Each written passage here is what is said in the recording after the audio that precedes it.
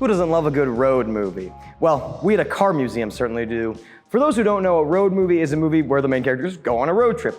There isn't typically an antagonist or really, a bad guy to fight. It's more that the protagonists have to overcome their own difficulties, and we see their journey physically and metaphorically.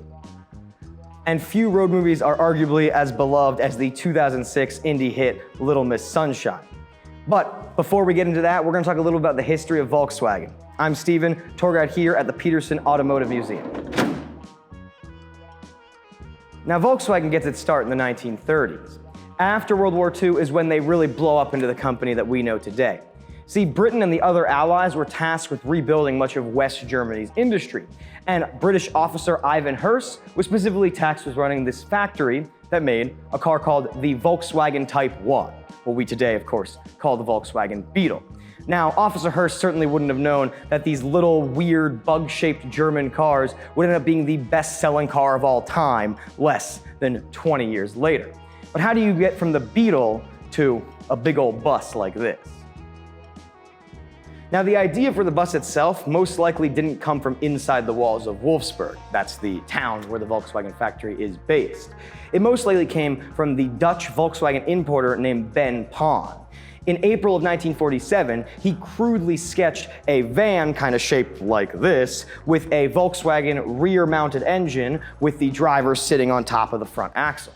Sounds pretty familiar.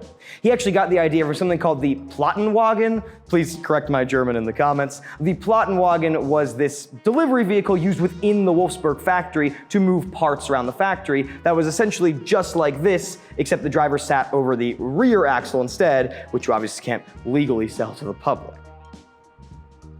Pon pitched the idea to German engineer Heinz Nordhoff, who actually at the time was the head of Volkswagen and will remain so until 1967. Now, this official prototype would be known as the Type 2, which is still the official name of the bus today, although most people call it the microbus. In Europe, they call it the Kombi, or just the Volkswagen bus or van for short. Now, the prototype was functional by March 1949 and hit the assembly line by the end of that year. In early 1950, Nordhoff unveils this new prototype to the public, in which he claims it was all his idea. Although recent research tells us that Ben Pon actually came up with the idea first, and as I said, pitched it to Nordhoff. Now, before you roast me in the comments, yes, that original prototype wasn't called the microbus. The official name was the Transporter, and it was called that because it transported stuff, not people. It was purely a utility vehicle. It wasn't until March 1950 that a prototype was built that had bench seats in it. It could fit 7, 8, or 9, depending on the trim level. That was the microbus in English, or the Kleinbus in German. Now, the microbus and the utilitarian transporter weren't the only two types of this vehicle. There was also the ambulance, surprisingly enough, and that really goofy-looking pickup truck that I'm sure a lot of you have wanted before. I certainly have wanted one. Now, these cars weren't immediately brought to America. In '49, when these hit the production line, they were only bringing Beetles to America. And the first two Beetles brought to America were brought by that Dutchman, Ben Pon. And Americans absolutely hated them. But anyways, Volkswagen knew if they were going to succeed in America, which was Nordhoff's real grand prize for Volkswagen, they were going to have to be cunningly strategic. In 1953, Volkswagen decided to divide America in two at the Mississippi River. They sent Will Vandekamp to the east and Jeffrey Lang to the west. Their goal wasn't just to set up a comprehensive network of dealerships around the country, but also to set up a comprehensive network of parts distributors, because if Volkswagen was going to have any longevity in America, you need to be able to fix the things in America. And it worked brilliantly. By the end of 1955, Volkswagen was by far the best-selling foreign car in the United States, which in the 50s didn't say a ton, but it was certainly a start. They had 342 dealerships in America by year's end. Let's jump back to West Germany, 1951. There was a British Army officer stationed there who commissioned the coach builder Westphalia to take his Volkswagen van and customize the inside so he could use it not just as a workspace, but also as a living space. This would be the birth of the camper van and the birth of the partnership between Volkswagen and Westphalia. And the camper van really took off by the late 50s. It was by far the most popular model, and if you couldn't afford the slightly more expensive camper van, you could just get a regular one for $500 cheaper and then put your own bed and couch and table inside, which is what a lot of Americans did. Now, while the camper van was really pitched to American families, it didn't take off quite as hot with families as they had hoped. Where it really found its footing was with the psychedelic, free-loving, anti-war hippie movement of the 1960s. These Volkswagen buses were cheap, and they could fit a ton of people and move them very efficiently. And they were sort of against the establishment of the American automotive industry, of these big, bulky, overly expensive, overpriced, huge-engined cars that Detroit was pumping out. This was simple, cheap, and only as powerful as it really needed to be. And yes, we know the mirror is broken, but we're gonna get to all the details about the movie later. In fact, VW buses were so tied to the hippie movement that in 1995, when Jerry Garcia, frontman for the Grateful Dead, tragically passed away, Volkswagen put out an ad that was simply a drawing of a Gen 1 microbus shedding a tear for their fallen hippie friend. In 1967, Heinz Nordhoff stepped away as head of Volkswagen and passed away a few months later in 1968. And right around that same time, Volkswagen came out with the T2, the second generation of the Type 2, the Volkswagen van. And that is what we're looking at right here. Now, when you picture a Volkswagen microbus, you probably picture a first generation, even if you don't know it. You usually pictured having a split front window. That was first gen. You picturing have it a V shape to match the split window.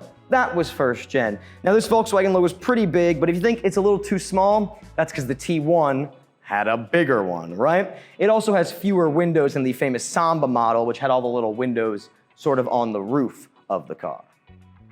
And although they changed the looks for the T2 still came with that low and slow, rear-mounted, air-cooled Volkswagen engine that every Volkswagen was known for. You could get it up to a displacement of 2 liters, and by the end of the generation, in 1979, it could come with a whopping, out-of-this-world 70 horsepower.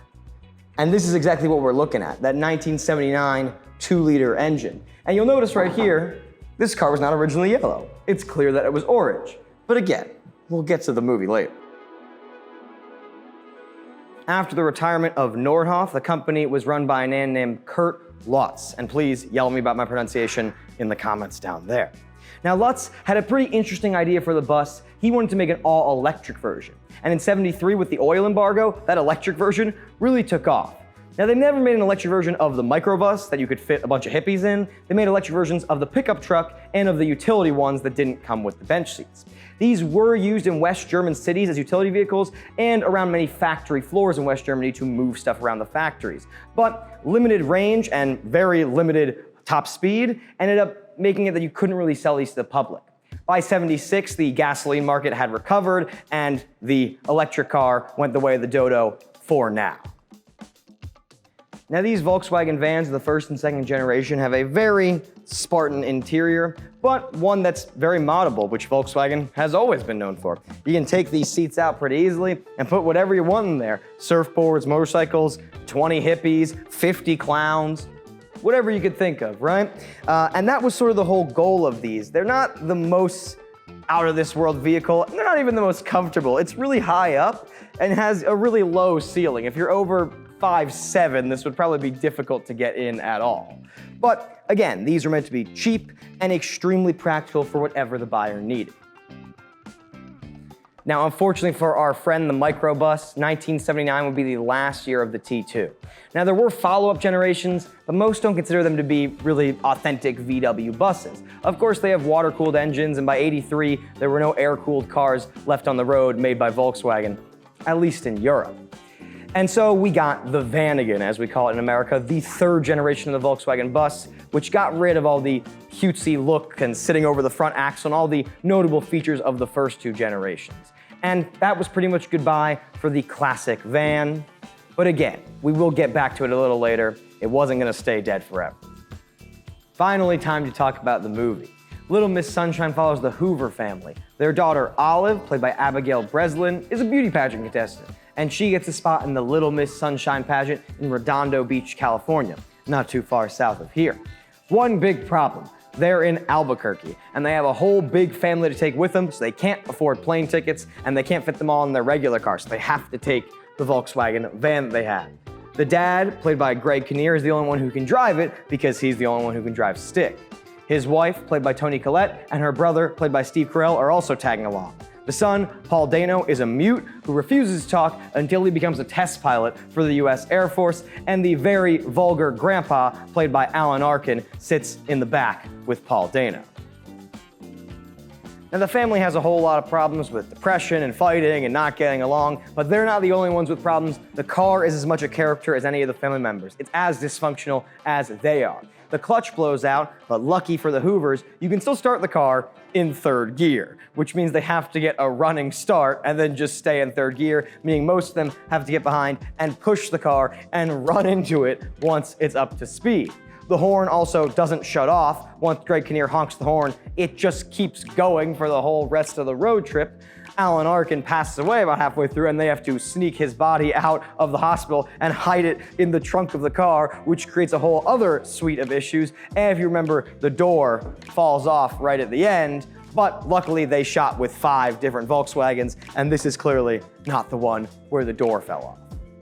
Although the family starts off extremely dysfunctional and the car gets more and more dysfunctional as the ride goes, and of course, to quote Olive, grandpa's in the trunk, the family by the end of it comes together around all this chaos and dysfunction, and the road trip makes them a stronger, closer family than when they started, as happens with most good road movies.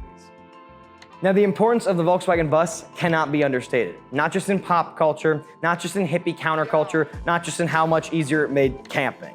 It was the first commercial cargo van in America. Drive around the roads of America today, so many of the cars are cargo vans, from Ford and Chevy and every American automaker you can imagine, and it all started with this cute little bus right here, forever changing the American automotive market. And it's quite a clever car too.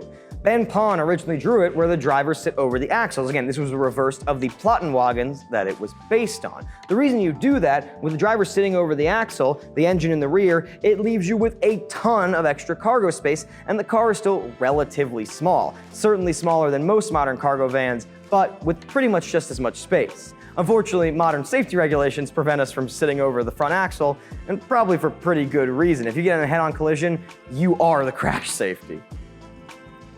Now, these hippie-loving wagons with the big VW on the front, as I said, went extinct in 1979.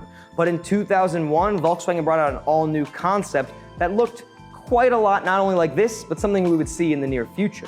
Because in 2017, VW unveiled the ID Buzz, an all-electric version of the old-school Volkswagen van, and it hit American roads just last year. Now, I'm not always in favor of electrifying pre-existing car models, but if there's one car that I think we can agree on that deserves to be electric, it's the old hippie wagon. Before we leave, I'd like to thank Smithsonian, where I did a lot of my research, and the book Volkswagen Beetles and Buses, written by Russell Hayes, which is a fantastic book on the history of Volkswagen. I picked up my copy just over that way in the Peterson gift shop, where you can get a ton of other great automotive and racing history books. Thanks so much for joining us on YouTube to check out the Little Miss Sunshine Volkswagen bus. If you want to see it in person, you can see it at the Peterson Automotive Museum, only in Los Angeles, California. Like, comment, and subscribe. And please let us know down below which German words I mispronounced and what car you want me to take a look at next. I've been your tour guide, Steven, and I'll see you on the next deep dive.